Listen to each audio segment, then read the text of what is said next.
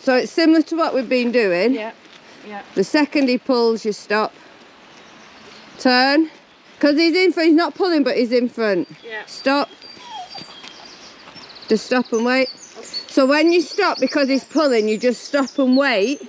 Because if you keep moving forward, he learns that all this pressure on his lead gets him what he wants. So he's going to pull, pull, pull till he gets to the desired scent. Yeah.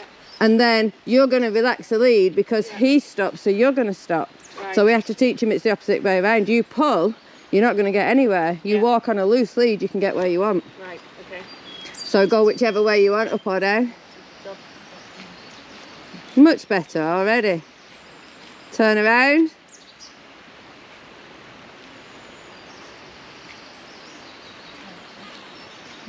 Stop. Turn and go the other way. Pop, pop, pop. When he drags like that, do like almost like you're tapping him on the lead. Now hold the lead with both hands because they're going to come past you. He's going to probably scream or do something or lunge at you. Margot, come here. Margot, here. Keep him coming past. Margot. Keep him. Keep him coming past.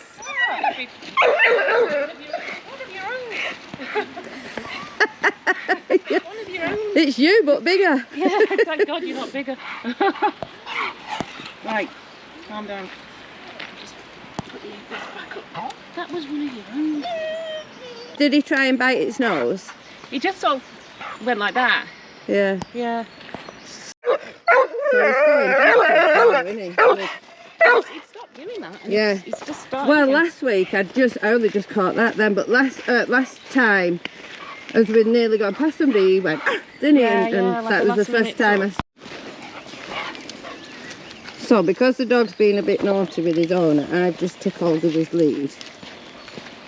And straight away, you could see it in his face, couldn't you? No, not you. He knows no better.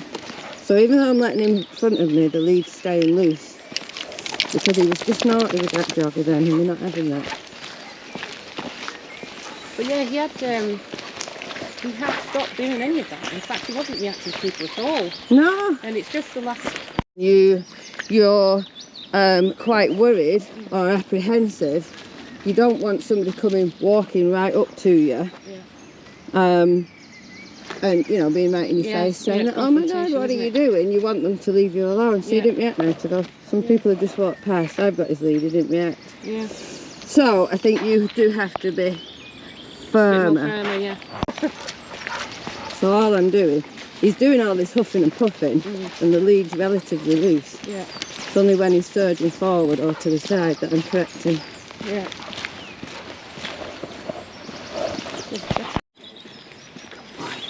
He did do well then, but you're a bit quick with your prey. So move over to this side.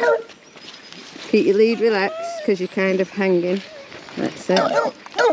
Correct any barking. Walk him up that way. He'll bite your nose. Good. He didn't do bad then, did he? Yeah? Then come back towards me. So again, when you're going to praise him, be careful when you praise him, because if you praise him, you see how then as you turned he went to look straight at it, so you've got to be careful what state of mind. So just stop because he's pulling again, he's just dragging. And then go this way. Better. Better, much better.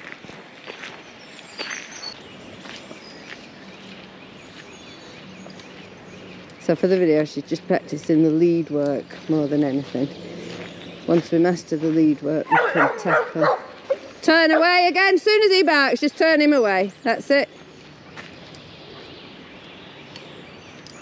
I mean, you saw when I handled him, he didn't bark at the dog, although it was, well, it's probably a little bit further away than this dog was. And he didn't bark at the people, but look at him with his owner. He's just so naughty.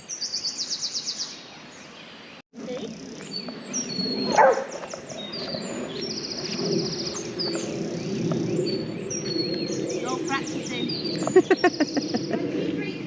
That's what the trainer said. Yeah.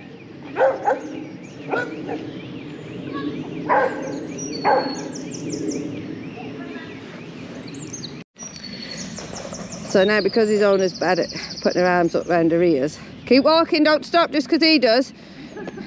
He stops when you do, not the other way around. So because she walks with her hands up behind her ears, I've got her walking with her hands behind her back. I find this, whilst it looks weird, I find it effective for people that are so anxious. Because it doesn't matter what you tell them, you know, glue your hands to your waist, keep your hands glued to your legs. It doesn't matter, they still have a tendency to put their arms up. When their arms are behind the back, it's not as easy to do that. Right. And see what he does. Keep your arms relaxed. Keep the tension off your lead. That's it. Now, correct, that I was going to say, ideally we need to hands in front. Stop. Correct, and then relax. That's it. Because remember on lesson 1, I took him and he was just hopping and he hadn't put any tension on the lead. And you see there when you relax, there was no tension. So when he shoots forward, that's when you give tension. Yeah. But then, and this is all he did lesson 1, I just had him like this and he just stood bouncing on the spot. Yeah. So we don't want bouncing, we don't want barking, we don't want Right, so just stop. Stand in front of him if you can. Keep your lead loose. Short but loose. See what he did then? He peeped, sorry mate, he peeped through your legs then. Yeah. So short but loose. Right. Because this guy's got 2 German Shepherds. Yeah. They could, you know, when they go, they're moving him. Yeah. So we don't want this idiot. Yeah. So short but loose is this, stand in front. But what he did, he peeped through your legs. Yeah. And what he'll have you do, you'll end up dancing with him. So then I would have pulled up. Right. Yeah. Boom, pull his head up. And then he's like, oh, I'm sorry. But relax. Up and relax. It's a split second. Yeah. So I'll go the opposite way. Yeah. So that reaction was because the squirrel jumped across the path. Keep going. He's on his back legs there, but just keep going. So you can see the excitement the squirrel triggers. If he's that excited over a squirrel, I'm going to say you're going to need an e-collar to get that under control. Really? So if he does that for a squirrel, you can imagine what he would do for a deer, a badger, a sheep. Yeah. There's always sheep down here. Oh yeah, he's already had a... Yeah. So squirrels are the challenge to him. Oh, a squirrel. Definitely. Definitely better. Yeah. You see, I've said no, so the quick correction was no. And then I said, "What? You make your own decision now, what you're going to do." And he's like, well, I don't know what to do, but I don't want to pull. Yeah. And he's whining, but he's not barking. There we go. He's like, I'll prove you wrong. So when he barks, they're just a quick flick up, still nothing on the lead. Yeah. And I'm basically asking him, without saying a word, I'm saying, work it out what we want from you. So the pulling got tension. Yeah. Then he's like, oh, okay, I'm not going to pull. The barking got tension. I'm not going to do that neither. Yeah. And it'll take a bit for the squeaking to stop. You can't just stop that. Yeah. Because if he's done it for 1 year, or however old he is, it's like breaking a habit. Yeah. You see, then what he did, he barked and then looked at me like, oops, sorry, I shouldn't. So he barked, he got corrected and he shut up again. Yeah. If he wants to run forward, I put my hands low because you don't want to flip his neck back. I put my hands low and issue that correction. And straight away he's like, I didn't like that. No, well, I don't want you barking, screaming and pulling at squirrels. And this, like I said, this is where the choice comes in. You can pull and get that discomfort on your neck, or you can stand with us. But I can't praise or reward this because he's still in an excited state of mind. But I mean, it's typical definitely of better the than he breed. was, isn't he? Look, he's got, he's kind of more control over himself. Like, you know, before, like earlier on this morning, he was just like, yeah, he gets hysterical. Now he's got a bit more, like he's thinking about it, you know. I mean, they're very intelligent. Yeah, they're not daft. And they don't want the discomfort on the neck, and that's what it is, it's discomfort. But it's only discomfort when I apply pressure. So if he's not pulling and I'm not applying pressure, this is not uncomfy for him. And you can see it slip down to the lower down the neck it is, the tougher the neck is. So when it's at the top, it's the most sensitive part of the neck. So it's really uncomfy for them there.